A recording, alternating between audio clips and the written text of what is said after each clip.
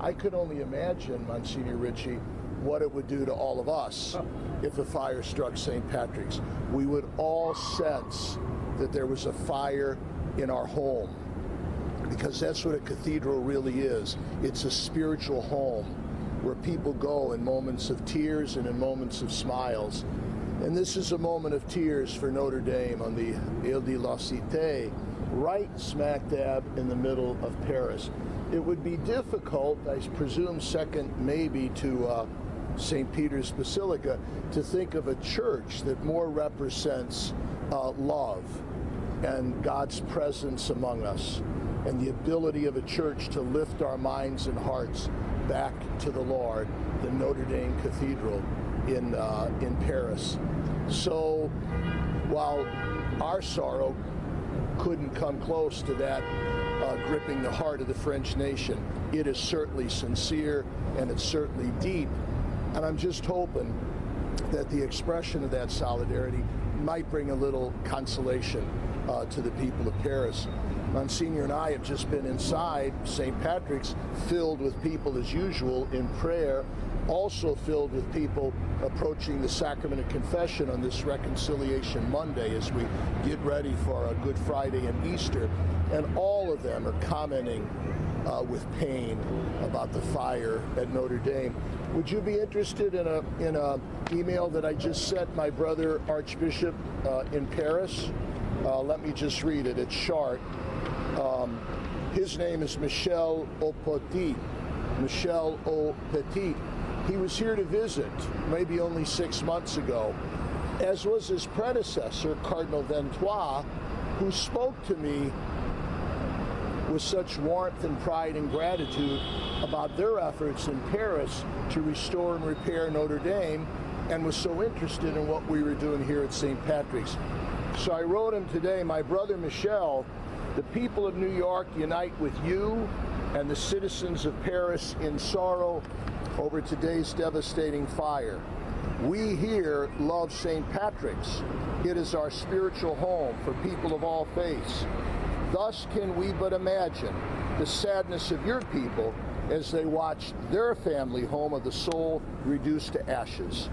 Count on our love, prayer, support, and solidarity. This Holy Week teaches us that, like Jesus, death brings life. Today's dying, we trust, will bring rising. Fraternally, Timothy. Thank you. Monsignor, thanks.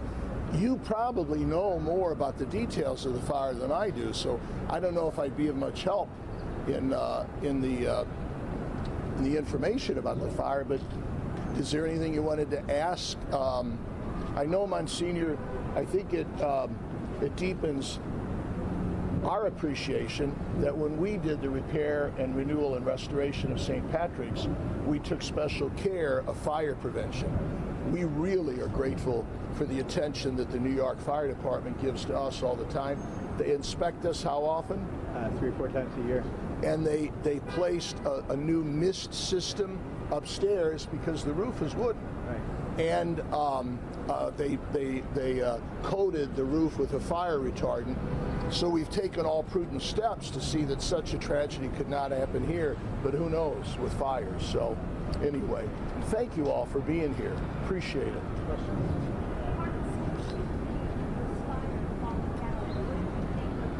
Well, it was just a dramatic sign of the devastation and the destruction. A little hope.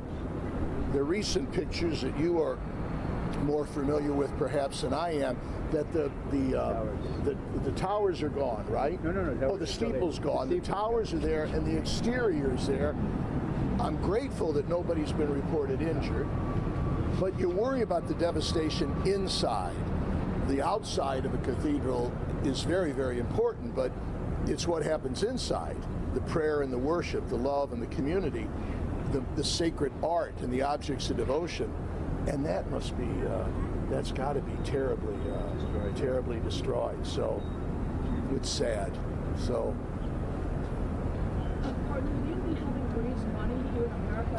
I would think so. Yeah. We should. Yeah. We still owe money here, and thanks to the generosity of this community, we're making we're close to paying off the repair here, but that would not stop us from trying to reach out to see the assistance that they need. So, thank you, everybody. A blessed Holy Week and Easter. One more question? Yes. So, just like things past, Notre Dame is more than a religious institution, it's a gathering of Yeah. people of the world. What does a love like this mean? Well, you're right. It affects the soul because it's a house of prayer and faith. Boy, it affects the heart because it's a place of love and gathering in community. It affects all the senses because for the French, my God, for the world, Notre Dame Cathedral represents what's most noble, what's most uplifting, what's most inspirational about the human project. And to see that reduced to ashes, my oh my, I remember our song, From the Ashes, We Rise Up. We had Ash Wednesday. We want to rise up with Jesus at Easter. And I believe that there'll be some rising from this dying. So, I know it's kind of early, but is the church going to do anything to try to help? Oh, we would indeed. We'll wait to hear what my brother, Archbishop Michel Petit, the best way that we can help. Right now, the best thing we can do is give them our love and prayers, and that they have in abundance. But when they let us know how we could help, we will. I think Paris and New York enjoy a rich bond, so we don't want to let them down. So, Just the idea of renovation. from visits and stuff. Is there something in your mind that you sort of think about? Well, I've been honored to be at Notre Dame many times, and I went when I was a student in Rome studying to be a priest, and I was in Paris, obviously, and to be honest with you, I didn't have much money, and I can remember just spending the day in Notre Dame. It was sanctuary for me, both spiritually and a place just to stay, to get out of the rain, and to pray, and to see people, and to admire the art. So that personal sentiment that would be shared by so many, that makes our sorrow particularly intense. So, thanks. All right. I want to talk about the fact that this is Holy Week and that this is the most holy time of the Christian year. Yeah. What does it mean to have one of these iconic buildings, cathedrals, actually above the fire? Is it a reminder of what that Well, is about? you used an appropriate word, an iconic, and Notre Dame Cathedral is certainly iconic, meaning it's meant to be looked at and we pass through to the divine. Holy Week, I mean, if we're going to bring lessons out of this, and evil always teaches us something, yes, it's that whole dying and rising. This would be the week that Notre Dame would be most jammed. This would be the week when Notre Dame would be filled with worshipers. This would be the week that Notre Dame Cathedral was just alive with the sacred liturgies of the church as we commemorate and relive and renew the dying and rising of Jesus. Holy Thursday, Good Friday, Easter.